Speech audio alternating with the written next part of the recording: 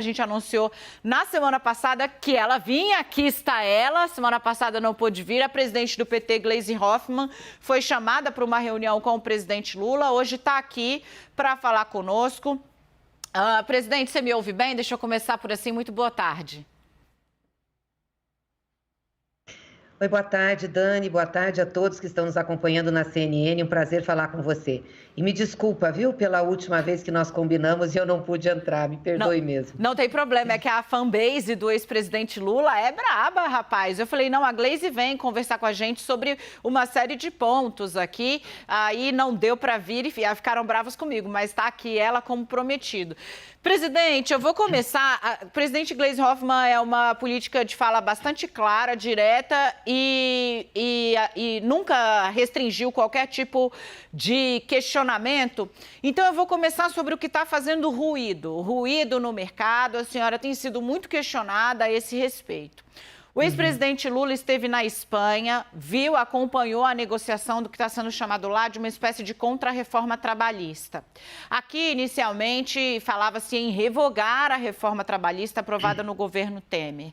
O mercado reclamou bastante. O setor produtivo tem vindo dia a dia dizer que alterações que foram feitas naquela reforma, em 2017, são, sim, produtivas e ajudaram, sim, a entender esse novo mercado, por exemplo, com o teletrabalho, que foi incluído ali. Qual é a verdadeira ideia do PT para a reforma? É revogar a reforma trabalhista? É ajustar alguns pontos? Quem vai ser ouvido? O empresariado, o mercado, vai poder dizer o que acha desse assunto? Ô, Dani, o verbo aí não é importante, se é revogar, revisar, ajustar. O fato é que nós temos que consertar o que deu errado. E essa reforma trabalhista deu errado. Você lembra que a promessa deles, quando fizeram a reforma trabalhista, era a geração de emprego e desenvolvimento. Passam-se já quase 5 anos, nós tivemos o desemprego crescendo e não tivemos desenvolvimento no país. Isso mostra que retirar direito dos trabalhadores não é o caminho. Nós precisamos ter os nossos trabalhadores com direito, com renda, com salário digno. É isso que vai garantir o desenvolvimento do país. Um mercado consumidor como o Brasil, mais de 200 milhões é a nossa população, milhões de habitantes, e são poucos os países do mundo com esse número de pessoas. Qual é a justificativa de nós tirarmos renda, tirarmos emprego e colocarmos o nosso desenvolvimento para baixo? A reforma deu errado, não deu resultado, desculpe. Pode ser até que tenha alguns pontos que tenham sido bons, não estamos falando em não reconhecê-los, mas na essência ela foi ruim. Ela retirou direitos, precarizou o trabalho, enfraqueceu a justiça do trabalho e os sindicatos e não gerou emprego. Então a proposta do PT é clara, é fazer sim o conserto do que não deu certo. E nós achamos que tem que fazer uma conversa com a sociedade, claro, com os trabalhadores, o Estado, com os empresários, mas todos têm que analisar o resultado. Nós queremos um país que gere emprego, tenha renda, salário digno e as pessoas possam consumir. Presidente, o que os empresários têm dito muito, pessoal das confederações dos patrões, né, CNC, CNI, é que o que foi feito lá atrás conseguiu modernizar uma legislação trabalhista do Brasil que estava presa, né? O próprio Paulinho da Força, eu conversei com ele, da Força Sindical, diz, olha, a gente não acha que precisa mudar muito, a gente não quer nem a volta do imposto sindical, a gente queria mexer ali, dar mais autonomia às decisões de assembleia sindical, num artigo mexendo resolve. O ruído compensa o que vai ser feito, assim, por isso, né? Porque muita gente já fala, olha, vamos jogar tudo no chão. A senhora está dizendo, não, a gente vai consertar. Exatamente o quê? Olha, Dani, primeiro, trabalho intermitente. Qual é a modernização que tem o trabalho intermitente? Em que o trabalhador ganha por hora, em que ele não tem sequer adquirido o direito de ganhar um salário mínimo no mês, não tem outros direitos que o protejam, né, das questões em relação à saúde e previdência. Que vantagem, que modernização. Moderno para quem é isso? Moderno é ganhar pouco, comer pouco e não ter direito? A outra coisa que eu acho, o legislado, o negociado sobre o legislado. Qual é a força hoje que os trabalhadores têm para negociar os seus direitos? Se os sindicatos estão enfraquecidos e as pessoas não estão organizadas. Você não pode colocar espingarda no peito do passarinho e achar que isso é uma negociação. A gente tem que ter regras para isso e os trabalhadores têm que ter condições para negociar. Outras coisas que a gente tem que pensar, a questão dos sindicatos. O PT sempre foi contra o imposto sindical, Dani, sempre foi contra. Ele existiu, os sindicatos passaram a ter condições a partir disso. Bom, caiu isso. Como que você tem condições de estruturar os sindicatos? Porque os patrões estão estruturados, se não em sindicatos, no Sistema S. Tem condições de fazer lobby, de articular, e tem dinheiro, tem mais poder. Então, nós temos que ter um mínimo de equilíbrio nessa relação. Nós estamos falando de gente, nós estamos falando de direito, de pessoas que comem, de pessoas que vivem, que têm que sustentar suas famílias. Nós não temos problema, isso não é ruído, direito de trabalhador não é ruído. E nós levamos no nosso partido a causa da nossa luta, trabalhadores. A gente estava falando sobre regulamentação da mídia. Eu perguntei qual era o modelo e se havia risco à liberdade de imprensa no Brasil, como sustenta uma parcela da sociedade. Presidente, peço para a senhora retomar, por favor. Tá bem. Não, eu só estava registrando que a regulação se refere, a regulamentação se refere aos artigos da Constituição, que prevê isso, tem a ver com os grupos privados que dominam os meios de comunicação e jamais sobre o conteúdo. Mas esse é um debate que o Congresso Nacional tem que fazer, regulamentar os artigos da Constituição que estão aí há tanto tempo e, obviamente, que todos da sociedade devem participar. Jamais, em momento algum, temos qualquer posição de regular conteúdo, nunca, isso nunca passou pela nossa ideia. Aliás, somos defensores da democracia, da liberdade de expressão e nos nossos governos a mídia teve isso como prática. Para comparar o que está acontecendo hoje, como o governo Bolsonaro se comporta em relação a jornalistas, em relação à liberdade de expressão e tudo que nós fizemos. Então, jamais terá esse risco, não, Daniel. Presidente, a gente falando ainda sobre isso, é uma questão muito explorada pelos aliados do presidente Jair Bolsonaro, né? De novo eu pergunto, utilizando uma palavra que a senhora já não gostou da primeira vez que eu usei, mas eu vou insistir nela. De novo pergunto se o ruído causado pela defesa dessa tese que o PT, eu preciso registrar, não implementou nos governos Lula 1 e 2, nem nos governos Dilma 1 e 2, trazer essa tese de volta agora não suscita um fantasma que nesse momento é desnecessário para o partido. Acho que a gente viu o sinal ali da presidente do PT congelar. A gente congelou o sinal da presidente do PT, mas a gente vai voltar com a entrevista. A gente prometeu essa entrevista por muito tempo aqui. Estamos falando sobre os ruídos em torno da reforma trabalhista. A presidente do PT disse que é preciso corrigir o que deu errado e que sente muito constatar muita coisa não está funcionando. O sinal dela voltou, vem para cá. Pronto, presidente, a minha pergunta a senhora ouviu, né? O ruído compensa? Ouvi sobre os ruídos, né, da palavra. Eu, na realidade, quero até me corrigir.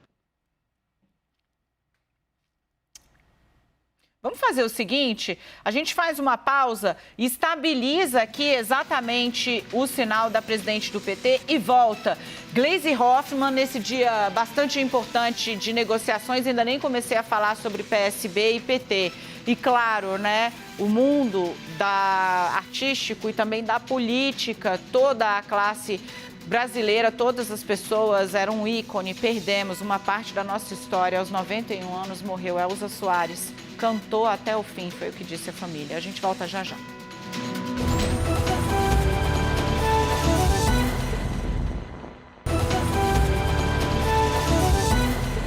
O presidente do PT, Gleisi Hoffmann, volta aqui. Pronto, regulação da mídia, vamos lá, presidente. De forma alguma, a senhora via dizendo, isso não vai acarretar em qualquer tipo de cerceamento da imprensa. Quero entender como essa garantia vem. Ô, Dani, acho que essa nossa entrevista aqui está fadada a não acontecer. Não era para eu falar da CNN. Não, mas deixa eu falar, a palavra certa é como você falou, regulamentação e não regulação, porque a regulamentação dos artigos da Constituição que falam sobre a mídia no Brasil. Tem a ver com a propriedade cruzada, tem a ver com a produção de conteúdos nacionais, mas jamais sobre liberdade de expressão, a Constituição nunca se referiu a isso.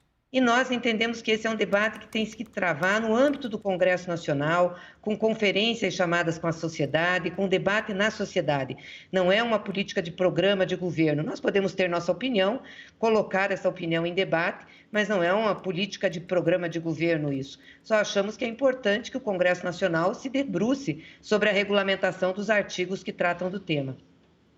Presidente, vamos falar um pouquinho aí sobre mercado, né? O mercado quer diálogo, o mercado se preocupa. Lula tem dito que, olha, eu governei 8 anos, o que eu fiz no meu governo já deveria ser o suficiente para o mercado saber como eu faço as coisas. Mas esperam ali esse périplo, ele virá. Qual vai ser a relação do PT com a elite do Brasil, né? Muita gente se preocupa. O PT que vem é um PT magoado, um PT revanchista? O que a senhora diz a essas pessoas?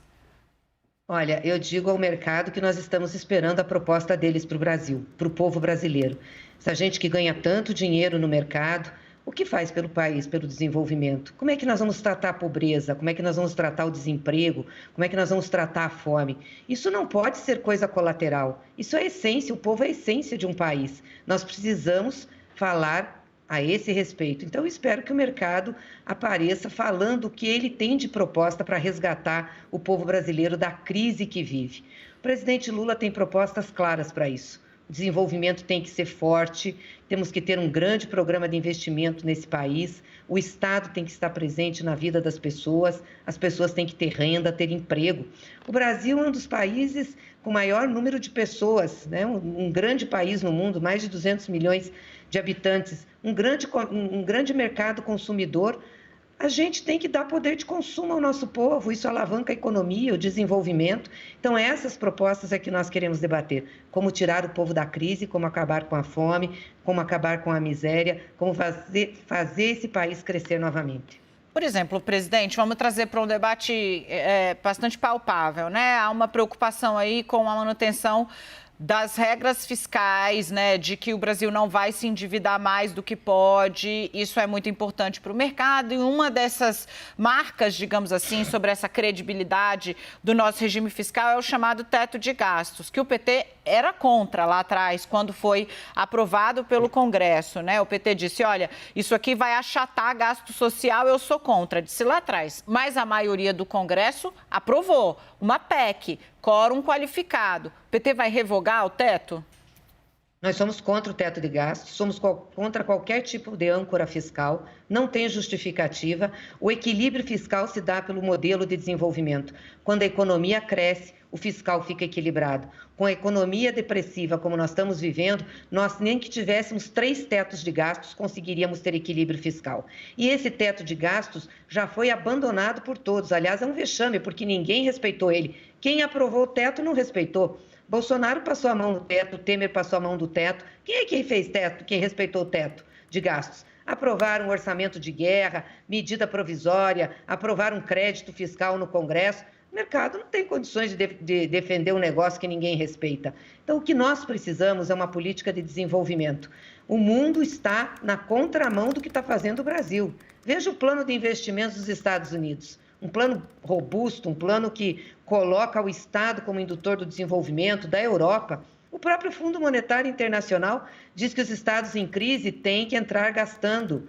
A dívida não é um problema em si. Qual é a diferença de você ter um percentual ou outro percentual da dívida? O que importa é o país ter condições de honrar seus compromissos. E o Brasil tem, sabe por quê, Dani? Porque nós deixamos mais de 370 bilhões de reservas internacionais. E o Brasil hoje não tem dívida em dólar, não tem dívida em moeda estrangeira, nós somos credores internacionais. Como nós temos dívida em moeda local, não há problema. Eu não sei por que isso. E outra, a gente não elege um governo para cuidar do fiscal, a gente elege um governo para cuidar do povo, do povo. Essa é a centralidade, não a política fiscal. Presidente, vamos falar um pouquinho mais a respeito dessas questões que suscitam aí certa desconfiança e daqui a pouco a gente entra na política propriamente dita. A gente vai com a senhora aqui até o limite da honra, temos mais 7 minutinhos. Eu quero falar um pouco sobre Geraldo Alckmin. Perguntei outro dia, a última vez que falei com a senhora pelo telefone, falei, e aí, a senhora é a favor ou é contra? Ela praticamente fez entrei no túnel, sabe assim? Quero saber, ontem o ex-presidente Lula foi muito enfático, né? E muita gente no mercado acha que Geraldo Alckmin poderia ser ele próprio uma espécie de garantia de que vai haver centralidade nesse debate, né? De que vai haver interlocução. Gleisi Hoffmann, presidente do PT, é a favor da discussão, acha que Alckmin é um bom vice para Luiz Inácio Lula da Silva? Olha, Dani, a gente faz alianças políticas para ganhar uma eleição e também para viabilizar um programa. E uma aliança política não é uma questão de desejo pessoal desse ou daquele, mas de uma construção de relação política. E essa aliança não passa só por pessoas, passa por partidos, passa por programas. Nós estamos fazendo uma discussão hoje prioritária para nós sobre a federação partidária. Estive, inclusive, no PSB hoje pela manhã, numa reunião com o Siqueira, com o governador Paulo Câmara, também com o ex-governador Márcio, aí de São Paulo. Márcio França, para a gente discutir isso. E o PT está disposto a fazer, sim, uma federação, vai ter todos os esforços nesse sentido. Claro que a gente tem problemas de ambas as partes, mas política a gente faz na construção e no diálogo, não faz na imposição. E nós queremos exatamente dialogar. Então, esse é o nosso foco. A composição de chapas vai ser sempre uma decorrência dessa discussão, sempre. E nós não estamos no momento de discutir vice, né? Não estamos com esse processo aberto nos partidos. Teve a discussão na imprensa, teve o convite do PSB para o ex-governador Geraldo Alckmin, ele ainda não disse se vai aceitar ou se não vai aceitar, não fez sua definição partidária. No momento correto, a partir dessas coisas serem definidas, nós vamos sentar à mesa e discutir o que é uma aliança, quais são as pessoas que compõem, qual é o programa que nós queremos apresentar para o Brasil de forma conjunta. Então, a gente tem que ter um pouco de paciência, porque o tempo da política não é o tempo do querer individual. Presidente, o ministro Ciro Nogueira, da Casa Civil, publicou 2 artigos em sequência. Primeiro no jornal O Globo, dizendo que o PT seria um meteoro para a economia, que teria o dia seguinte da vitória de Lula, da demolição desse tripé, que é a garantia da forma como a economia vem sendo conduzida no Brasil desde a saída de Dilma Rousseff. E depois, no segundo artigo, evocando escândalos do PT. Falou ali da era PT, né, que ocorreram durante os governos do PT. Falou não só de Lava Jato, menos de Lava Jato, inclusive, do que poderia se esperar, mas recorreu a histórias antigas ali. Diz que o PT não está criando cortina de fumaça para não debater o próprio PT, as cicatrizes que o PT deixou. A isso, como é que a senhora responde? O PT tem medo desse debate sobre seu passado, sobre Zé Dirceu, sobre Genuíno, sobre os quadros que foram presos? De jeito nenhum, não temos medo de nenhum debate. E, aliás, o debate que o Ciro Nogueira propõe é um debate que nós queremos fazer. Primeiro, sobre conteúdo de proposta, né? Quem nega o meteoro não somos nós, são eles. Aliás, o filme se refere exatamente a posições negacionistas. Eu vi até que o diretor do filme fez uma crítica ao Bolsonaro e seu governo em relação a esse artigo do Ciro Nogueira. Nós queremos discutir, mostrar para o Ciro Nogueira quem que trouxe desenvolvimento para o país, quem que trouxe emprego, quem que tinha gasolina barata, quem que colocou comida no prato do trabalhador, quem que acabou com a fome nesse país. Venha, nós queremos discutir. Eles não sustentam essa discussão. Ciro não sustenta e ninguém do governo Bolsonaro sustenta.